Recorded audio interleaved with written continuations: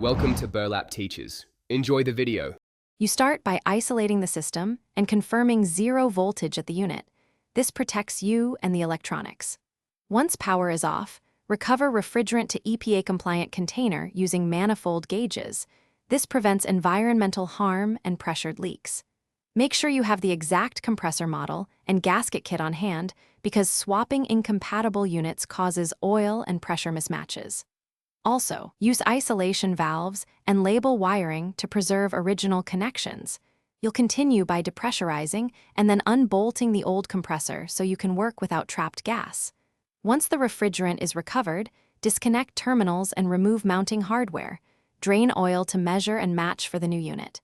If lines are brazed, use a torch carefully to separate joints.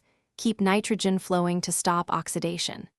Clean and deburr the copper lines and inspect the filter dryer. Replacing it prevents contamination that would damage the new compressor, so don't skip that. You install the new compressor, ensuring the oil type and charge match the manufacturer's spec. Proper oil prevents seizure.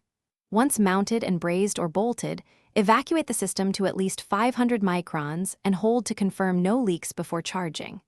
Charge with the specified refrigerant weight, then start the unit and monitor current draw, suction/discharge pressures, and temperatures. If the unit trips, shows low suction, or makes knocking sounds, shut down, leak, valve failure, or wrong oil are the likely culprits. Recheck piping and charge.